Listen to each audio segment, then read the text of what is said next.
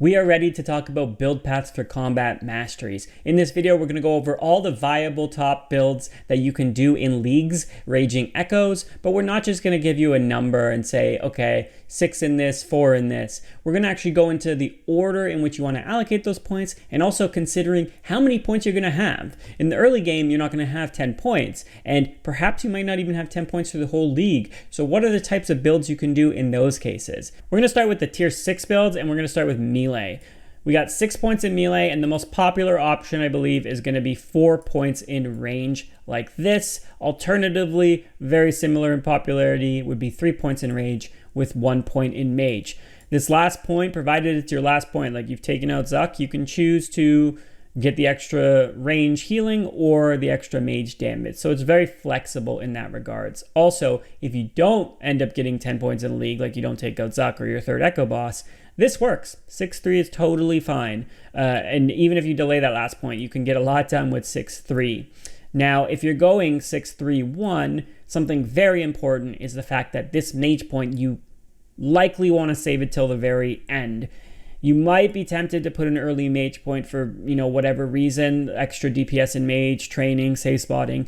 If you do that though, when you're going for your last point, you will not have access to either tier 3 range or tier 6 melee. That can be very important. Like if you're doing Zuck, having the extra range could be very good, the extra speed. Or, if it's Soul Heretic, the echoes can really, really help. So most of the time you want to save this point for the very end, and it just keeps your flexibility open. In terms of other melee builds, we can do 4 in mage. This will be obviously, I think, less popular. You don't get a ton of value out of the tier 3 mage compared to the tier 3 range, but if you've got a heavy mage build going on, this can be obviously your next best option. The last melee option I think that is going to be less popular, but it's honestly not bad, is 6-2-2, just like this. The biggest draw of this is that you get access to 2 in mage, which boosts your mage quite a bit. So when you're taking out like Hand, for example, having these a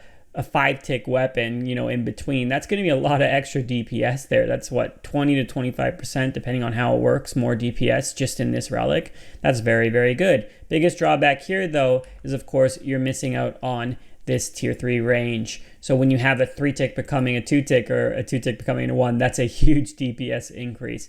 So that'll be something to consider if you're going 6-2-2. Does it make sense for you to miss out on that range? Next up, let's talk about the range build. So obviously we got 6 in range. And I think the next popular strong build people are going to do is either 4 in melee, or you can go 3 in melee and put 1 in mage.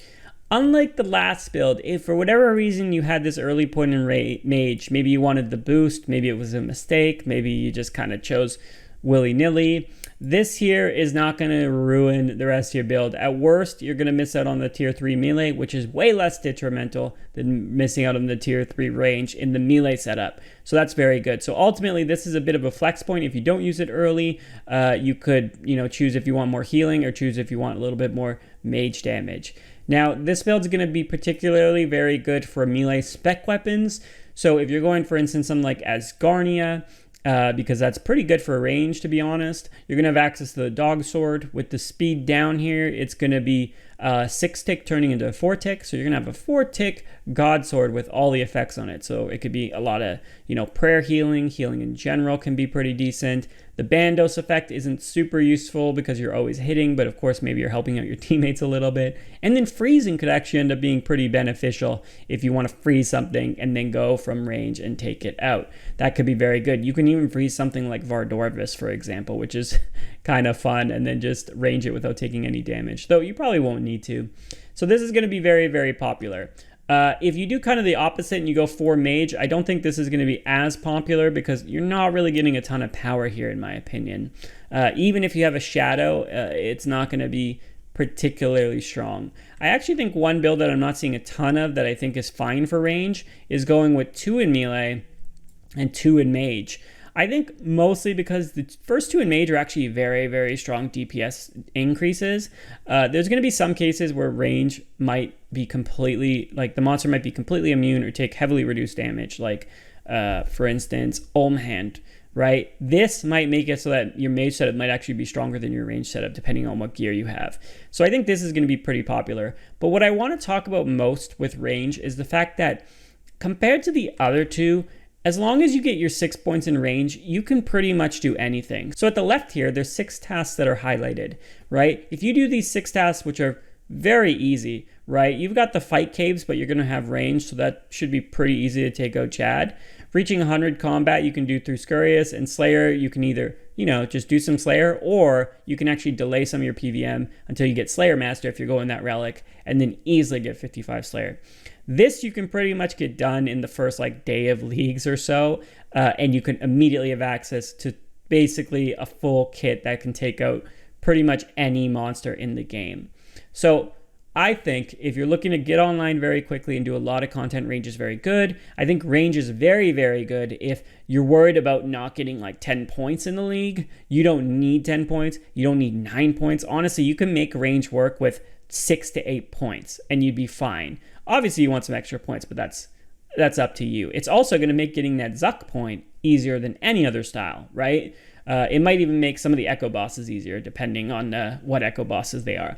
So range is very, very flexible. For Magic, you got your 6 points in Magic, and then from here, I think a lot of people are going to do just 4 into range. I don't think you get as much value from using, 1 point in melee like this, like you do from getting 1 point in Mage in some builds. The healing here is just great, and the tier 1 melee is not particularly impressive.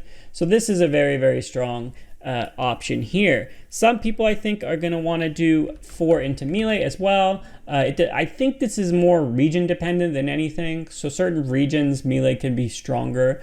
I think something like the Wilderness, for example, the melee weapon is very, very strong, and you definitely want to boost it up like this. But again, it depends on your region. So think about what you got for spec options and think about what you got for main hand options. I think overall, Mage is a little bit weaker, but I think the strongest Mage build might involve not having tier 6 Mage, which is kind of interesting. Tier 6 Mage, the worst part about it is it doesn't synergize with tier 1 Mage, that 50% increased damage. So you're not getting a ton of use out of it other than certain bosses like God Wars that have low base HP. But let's get into the hybrid builds now.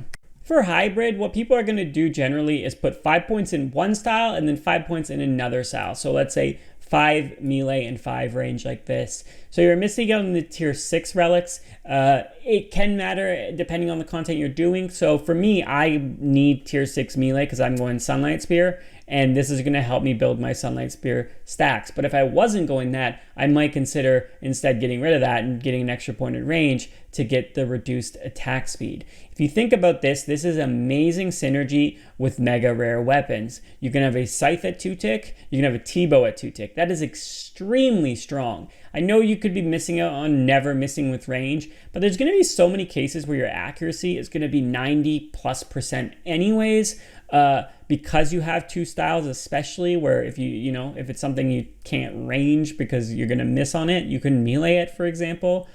This is going to be stronger than people think. I think it's going to be slept on quite a bit. I mentioned mage build, right? So I actually think 5 in mage with, either 5 in melee and 5 in range like this, whichever one, is actually going to be a very strong mage build, because you're going to have a 2-tick shadow and either a 2-tick T-bow potentially, or even a crossbow, right? Or a 2-tick, scythe, soul reaper, wilderness weapon. Like, these are all very, very strong. Do not sleep on hybrid builds. If you think you can get away with not needing your tier 6, especially in Magic, I would say, but there's probably a good amount of people who don't need tier 6 as much in melee, you can consider a 5-5 build. Super slap on, but it does require you to get 2 very, very strong weapons. There are some drawbacks, though, with this build. First drawback is the fact that you need 10 points, right? It doesn't matter in terms of like the order you put things in. You can go either path that you want, but if you don't have that 10th point, you cannot get access to the tier 5 speed down on one of your 2 styles. This can actually be very detrimental. It's just going to be a huge DPS loss. So only go hybrid 5-5 if you think you're going to take out all 3 Echo bosses and you're going to take out Zuck as well. The other downside, which probably is minor, but could be large depending on the content and depending on maybe some of the echo bosses.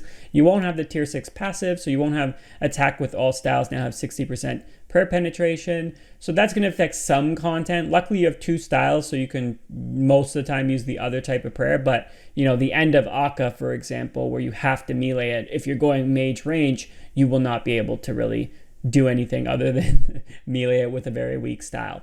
But I think you can get away with that. So just keep those 2 drawbacks in mind if you're going hybrid. Those are all the big builds we're going to see in leagues. Hopefully this video gives you a fuller picture of the build paths you can do, because it's not just about having 10 points and just choosing, 6-4, right? It's also about keeping in mind that some builds are going to be a little bit more rigid, where you have to be very specific with the order you do your points, right? Or some builds might require you to get 10 points to actually reach the power level that you desire. Other builds are going to be a little bit more easy to run, right? You could put a point in an off style and still be fine. Or maybe another build you might only need like 8 points and you'll feel very, very strong. There are other builds, of course. You could do some random 3-3-3 with like 4 in whatever healing you want. Not very popular choice. You might have something like 5 and 3 and 2. This is probably the best version of it because you get the tier 5 melee, so a 5 tick becomes 2. You get the tier 3 range, so that could be like a 2 tick becoming a 1 or a 3 becoming a 2. And then you get the strongest, in my opinion, the best part of the mage tree, which is the first 2 tiers. This is going to be way less than 1% of the total players doing this type of build. If you're going any of these, though, let me know because I want to know why and what you plan on doing. Hopefully this helps. Take care and have fun in leagues.